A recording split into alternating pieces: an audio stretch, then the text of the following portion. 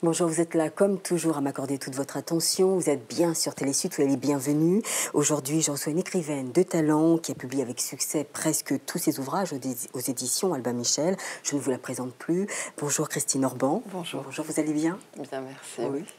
Alors, je suis ravie de vous revoir sur notre plateau. Alors, la liste est loin d'être exhaustive. Alors, j'étais à l'origine du monde, le collectionneur, petite phrase pour traverser la vie en cas de tempête, et puis pas par beau temps aussi. Et puis, n'oublie pas d'être heureux, se sont vendus à plus de 100 000 exemplaires. L'année dernière, en janvier 2011, vous aviez publié Le pays de l'absence. Et aujourd'hui, vous revenez nous voir, enfin, on nous a invités pour ce dernier roman, Virginia et Vita, aux éditions Albin Michel. Eh bien, ce que je vous propose, c'est tout de suite le face-à-face.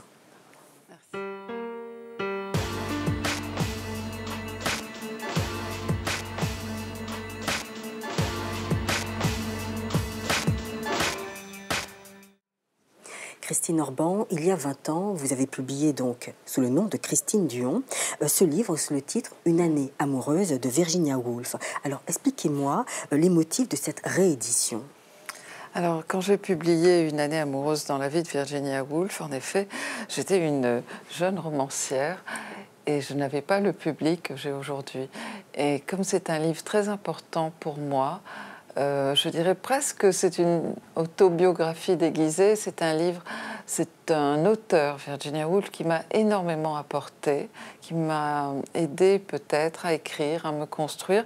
Je voulais partager tout ce que j'ai appris d'elle avec mes lecteurs et ça me semblait très important de le ressortir aujourd'hui, surtout que je l'ai sorti sous un pseudonyme chez un autre éditeur.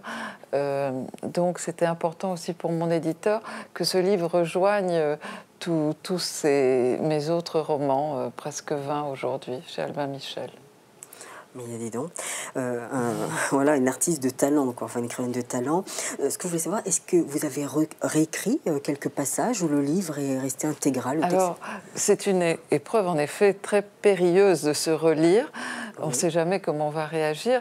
Et j'ai retravaillé les 2-3 premiers chapitres, mais un petit peu de style. Je trouvais qu'il y avait trop d'adjectifs. Enfin, peut-être que mon style s'est affiné. Enfin, c'est plus personnalisé aujourd'hui. Et puis le reste, pas du tout. J'étais même prise par l'histoire, comme si je la redécouvrais.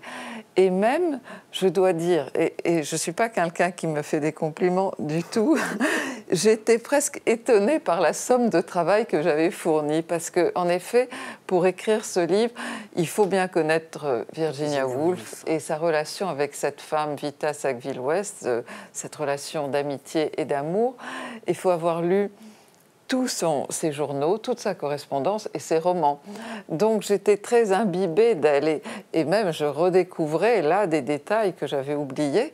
Donc je me suis dit, ah bon, quand même, j'ai vraiment bien travaillé sur ce sujet qui, je n'avais pas de mal d'ailleurs à travailler puisque ça m'enrichissait, ça m'apprenait énormément sur les relations avec les autres, parce que Virginia est un écrivain modeste qui vit dans une petite maison, un cottage, on dit en Angleterre, et elle va être très amie d'une femme d'un autre monde, d'un autre milieu, une aristocrate qui est déjà célèbre et très mondaine.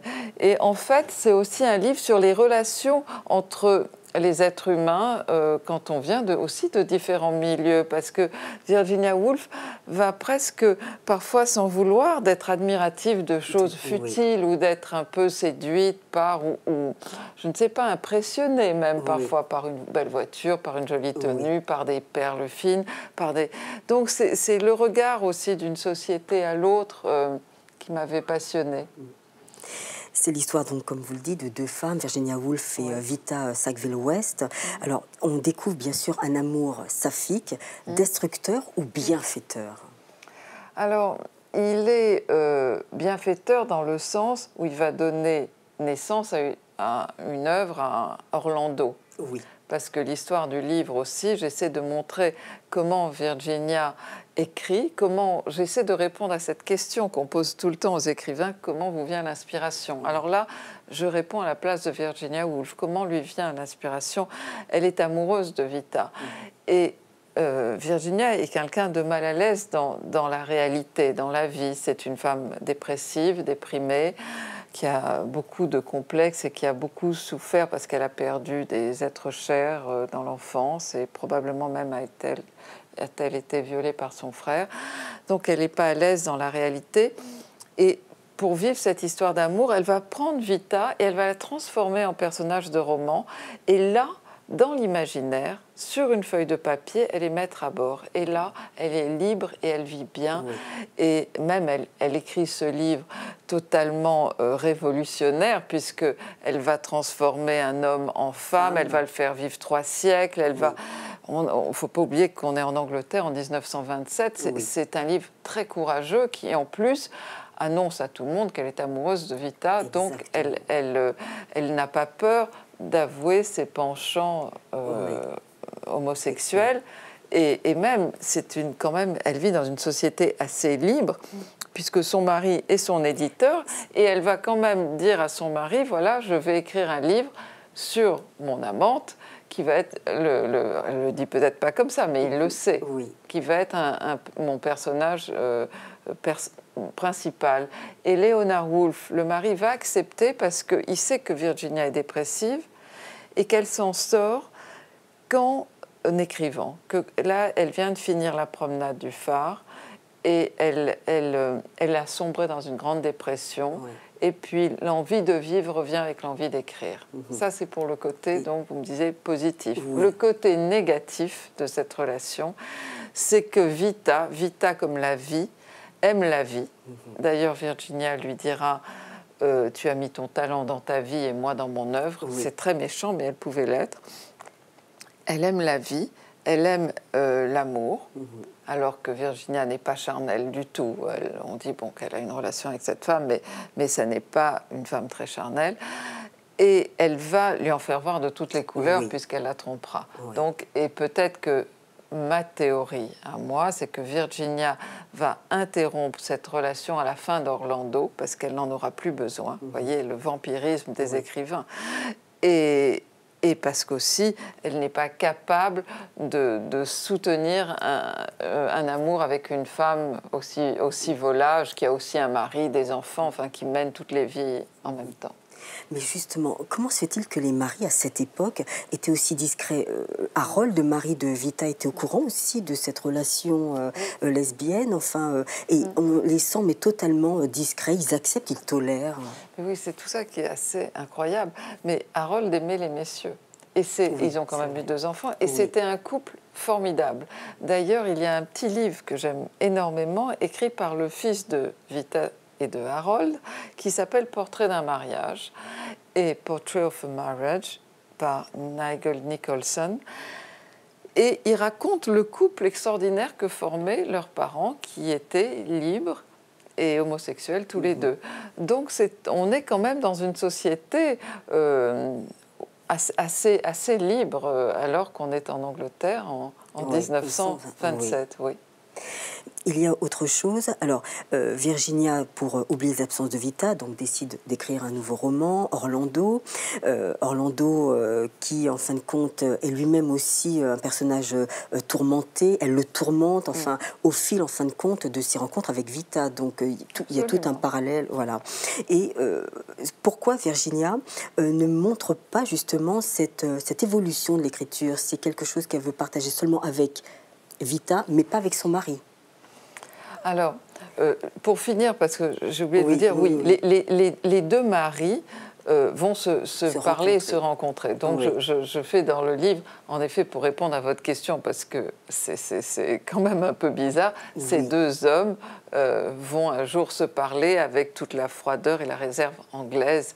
Et ça, c'est une de mes scènes favorites du livre, parce que ça m'a beaucoup amusée. Et évidemment, comme tout, tout est tiré un peu de la réalité. J'ai lu toute leur correspondance, donc je peux me permettre de dire, je pense vraiment que leur rencontre s'est passée comme ça. Voilà. Et pour en venir maintenant à l'écriture et des relations de Virginia pendant qu'elle écrivait Orlando avec son mari, elle a, vous savez, c'est difficile d'écrire, donc je pense que elle emmène Vita comme dans son laboratoire. Elle prend un petit peu de la réalité de Vita et elle la dissèque, elle l'étudie dans son laboratoire. Et elle peut aussi, en effet, se venger de la réalité. Si Vita s'est mal comportée, Orlando, il va lui arriver des pépins. Elle va se venger, et en même temps aussi, elle va la venger, elle, de la situation des femmes en Angleterre. Et ça, il ne faut vraiment pas oublier ce point-là, qui est très important, puisque juste après Orlando, Virginia Woolf va écrire Une chambre à soi, qui est un peu un manifeste féministe. Elle n'aimait pas le mot féministe, elle préférait patriarcat. Parce qu'à cette époque, les femmes, par exemple, ne pouvaient pas hériter un bien du père, un bien immobilier. Et Vita va perdre, quand son père va mourir, elle ne pourra pas, et ce sera le grand drame de sa vie, hériter du château de son enfance, Knowle, parce qu'elle est une femme. Donc c'est insensé qu'à l'époque, en 27, les femmes, on l'a oublié, n'avaient pas le droit d'hériter d'un bien immobilier. Donc c'est son cousin Eddie qui va avoir le château où elle a été élevée. Donc elle la venge et elle fait que Orlando est un homme et il va pouvoir hériter du château de Knowle, qui était un château qui avait 365 chambres, je crois, à coucher, qui est une chose monumentale en Angleterre. Il existe toujours. Il existe toujours. On peut le visiter. Et moi, j'ai été visiter tous ces lieux chez Virginia, le petit cottage anglais charmant, où on trouve des portraits de Virginia peints par sa sœur près de la cheminée. Ça s'appelle Monk House et on peut aussi le visiter. Donc Knowle, Monk House, Sissingers, ou le château avec le fameux jardin de fleurs blanches, parce que Vita était une grande jardinière où elle a habité quand elle a dû quitter Knowle. Tout ça se visite en effet. Moi, j'ai été le voir une fois que j'avais fini le roman, parce que c'est quand même un roman et je voulais le faire comme la projection, l'image que je m'en étais faite dans ma tête. Et après, j'ai juste été vérifier que dans la réalité, ça ressemblait à tout ce que j'ai lu et imaginé. Alors, il y a donc Orlando. Alors, est-ce que Virginia Woolf, parce qu'on dit, vous décrivez cette femme, cet auteur, comme quelqu'un qui est toujours dépressive, est-ce que Virginia, en fin de compte, sa dépression, en fin de compte, est-ce que c'était un refoulement, c'est-à-dire elle n'acceptait pas son homosexualité? Est-ce qu'il y avait... qu'est-ce qui, en fin de compte, déclenchait cette dépression? On sait aujourd'hui qu'elle était maniaco-dépressive. Donc, si on savait pourquoi on devient maniaco-dépressif, il est très probable que ce soit chimique. Mais il est très probable aussi qu'un environnement, comment dirais-je, traumatisant, qui génère des névroses, n'aide pas non plus à la guérison. Et à l'époque, aujourd'hui, on soigne la maniaco-dépression avec le lithium. À l'époque, on donnait à Virginia des bols de lait et on lui conseillait d'occuper ses mains. C'est pour ça, d'ailleurs, qu'elle est devenue, enfin, elle a toujours voulu être écrivain, mais éditeur. Ils ont installé une presse à bras dans leur salon et ils imprimaient les livres eux-mêmes. C'est pour ça qu'il revenait, le Léonard, avec des taches d'encre sur les doigts. Absolument. Et comme ils n'avaient pas... Ils se sont dit éditeurs. Hogarth Press, c'était le nom de la maison d'édition. Ils n'avaient personne à éditer, donc ils se sont mis à écrire tous les deux. Et ils ont édité leur premier livre. Léonard avec aucun succès, donc il s'est dit « j'arrête, je ne suis pas fait pour être écrivain ». Et Virginia, avec le succès qu'on connaît, et en plus a développé chez Léonard l'assurance que sa femme était un génie et l'envie de la protéger, certains diront un peu trop, et de faire d'elle, il a sûrement aidé parce qu'il était là un peu comme une nounou, comme un ange gardien à écrire il l'a rassurée pendant toutes ces crises, je crois, de dépression. T'es là. Dans cet ouvrage également, il est question de fidélité, mais aussi de félonie entre amantes. Alors, comment, en fait, est-ce que vraiment Vita était amoureuse de Virginia Woolf, ou est-ce que c'était pour elle une sorte de prends, on s'amuse, et puis quand je vais par exemple à Berlin ou ailleurs, à Téhéran, c'est ça, je me permets d'avoir d'autres relations. Elle s'amusait. Oui, elle s'amusait, mais je crois qu'elle était totalement sincère dans son, je dirais, admiration pour Virginia. Je ne pense pas que pour elle, c'était une passion charnelle, mais Virginia était un immense auteur de son vivant, Oui. très reconnu, très respecté. Elle avait une autorité, une façon brillantissime de prendre la parole en public. On lui demandait souvent de faire des conférences, et certaines, alors qu'elle a improvisé, comme les Trois Guinées, il est probable qu'une chambre à soi, oui, a été dit, c'était une conférence, alors qu'elle est probable qu'elle ait pris quelques notes, mais tout ça a été dit oralement. Les gens l'admiraient énormément. Et puis elle sortait un peu quand même, et quand elle arrivait dans un salon, il y avait toujours une grande curiosité. Donc je pense qu'elle était, oui, en admiration. En plus, elle voulait, elle aussi, être écrivain. Oui. Aujourd'hui, on se rend compte que Vita avait du talent aussi. Elle a écrit de très beaux romans, des petits romans, presque plus des nouvelles. Mais à l'époque, elle n'était pas très reconnue. Peut-être était-elle trop mondaine pour qu'on lui accorde de la crédibilité. C'était une famille qui recevait la reine d'Angleterre à dîner et Churchill. Et vous voyez, c'était une famille très en vue. Elle allait le week-end avec son père dans des bals, dans des châteaux voisins. Oui. C'était cette vie-là, l'Angleterre du début du siècle. Elle a été jalouse, Virginia, justement, parce qu'à un moment, elle fait cette comparaison lors de l'enterrement, c'est ça, du père de Vita. Elle compare les chaussettes de Léonard aux chaussettes, enfin, d'Harold. Elle avait honte de sa position sociale. Et elle avait honte d'avoir honte, je dirais. Elle n'avait pas honte quand elle était dans son milieu d'artistes, le Bloomsbury, où ils étaient tous des intellectuels et où on se mesurait intellectuellement. Mais quand elle arrive dans cette famille, les Sackville-West, évidemment, elle remarque des détails. Carole, j'ai retrouvé tout ça dans les journaux, a des chaussettes courtes alors que l'autre a des chaussettes hautes. Il y en a un qui a des grosses chaussures de campagne avec des grosses semelles pour marcher dans la boue, et l'autre des chaussures pointues, très fines.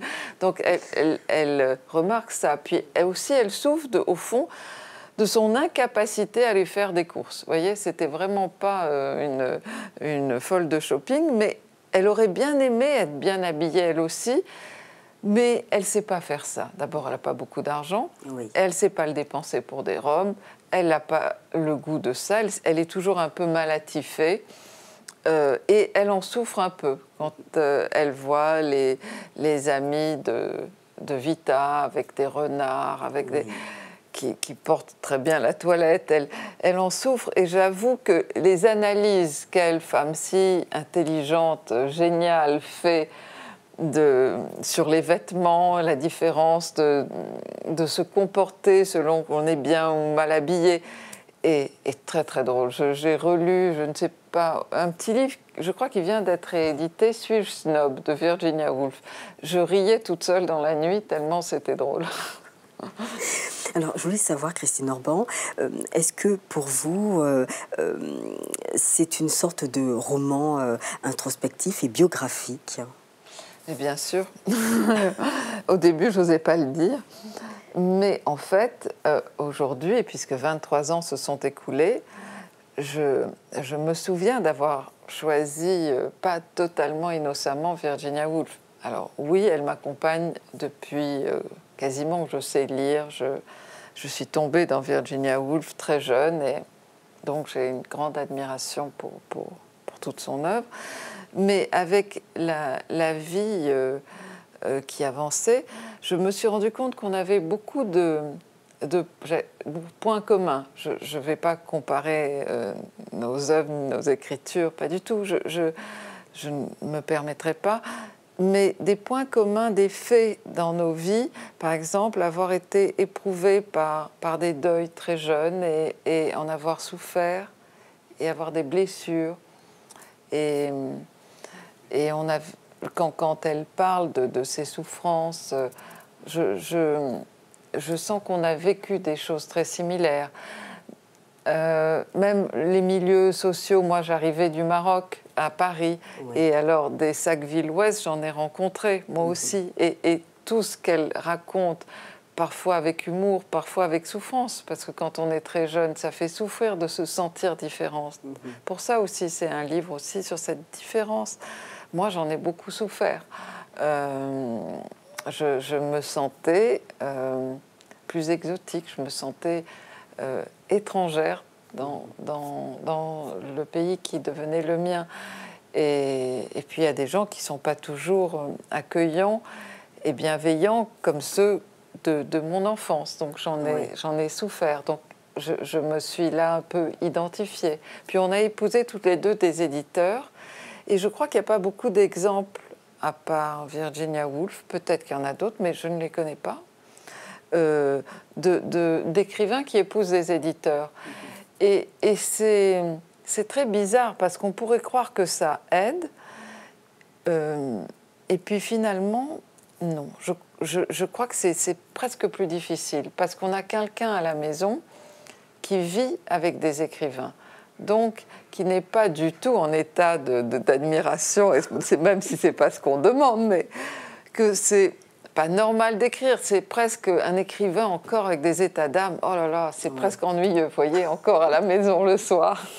Alors donc, il faut rester discret, et en tout cas chez moi, et pas parler. Je parle non plus jamais de ce que j'écris.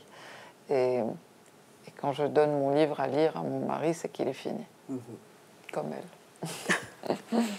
Merci beaucoup Christine Orban pour cette première partie d'émission. Nous allons passer à la deuxième partie qui s'appelle Carte sur table.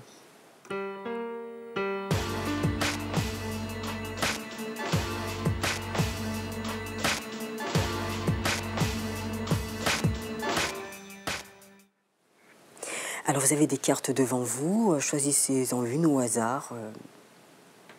Celle du milieu. Oui. Alors l'as, eh ben, c'est super, nous allons voir l'image qui correspond à l'as. Donc c'est Alain Juppé qui soutient le Maroc sur la question du Sahara. Quel est votre avis, puisque vous êtes d'origine marocaine, que pensez-vous de ce soutien? Je trouve que c'est bien. Je ne suis pas tellement pour l'ingérence. Je trouve que chaque pays sait ce qui lui convient et j'aime pas beaucoup les histoires d'ingérence, mais quand c'est pour aider de manière positive, je suis pour. Et le fait que Mohamed VI ait pris des positions, des réformes, quel est pour vous, c'est un pas vers une sorte de parité entre hommes-femmes? Est-ce que c'est une... Je trouve qu'il a été très intelligent parce qu'il a devancé finalement. Même, ça a été critiqué en faisant entrer un islamiste au gouvernement. Je pense que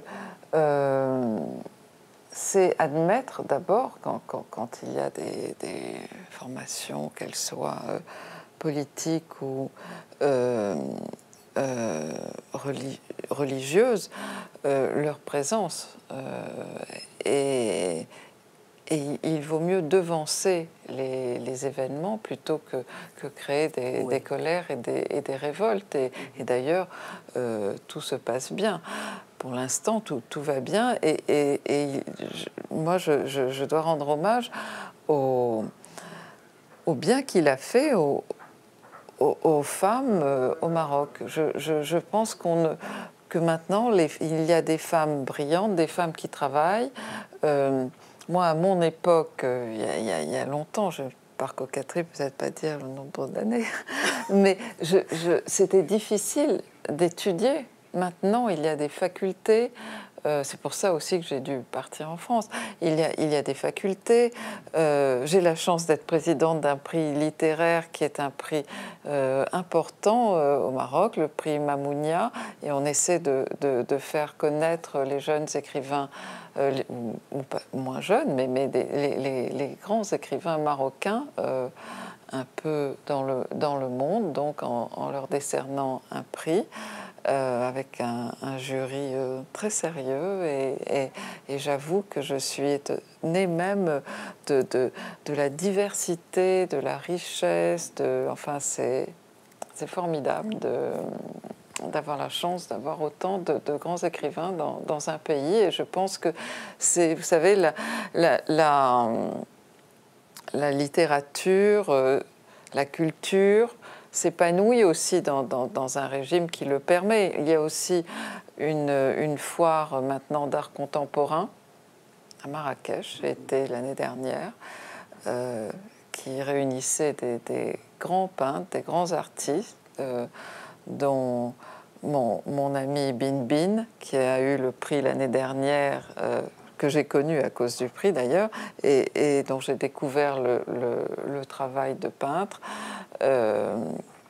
Non, il y a vraiment, je trouve qu'il y a en ce moment une explosion de culture, et tout ça passe sûrement aussi par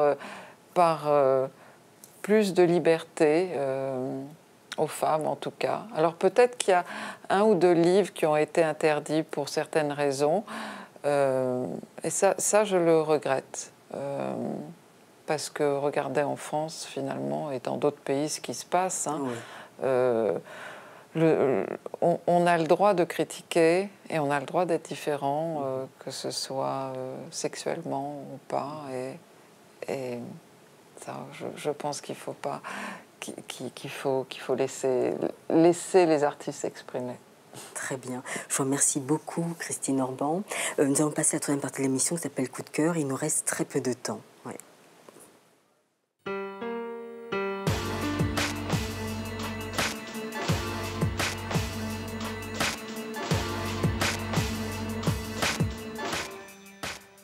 Alors, Christine Orban, votre coup de cœur, le livre, votre bréviaire quelque part.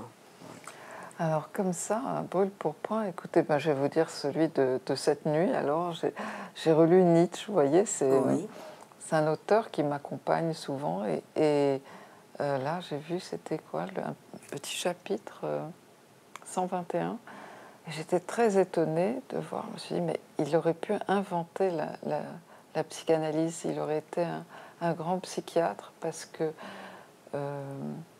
tout était là. Et alors aussi, vous voyez, vous me prenez comme ça, je me suis dit aussi que finalement la grande intelligence ne rendait pas forcément heureux, et ça m'a un peu attristée, parce que il avait vraiment compris tellement de choses sur les êtres humains, et je crois qu'il a eu une vie assez malheureuse, avec peut-être des grands bonheurs d'écriture, mais dans la vie réelle, amoureuse, il a quand même raté. Donc voilà. Le livre s'appelle « Penser ». Attendez, je me suis jetée dedans, et mauvaise pensée, je crois. D'accord. Voilà. Très bien. Merci beaucoup, Christine Orban. Merci d'avoir accepté, d'avoir répondu à nos questions. Je vous souhaite, je pense que vous allez au Salon du Livre. Voilà, en tout cas, bonne rencontre. Merci. Et bonne dédicace, parce que je pense que vous allez certainement signer énormément d'œuvres. Voilà, merci beaucoup, Christine Orban. Merci. Je rappelle le titre de votre ouvrage, donc c'est Virginia et Vita aux éditions Albin Michel. Merci. À la semaine prochaine. Au revoir et à bientôt. À bientôt.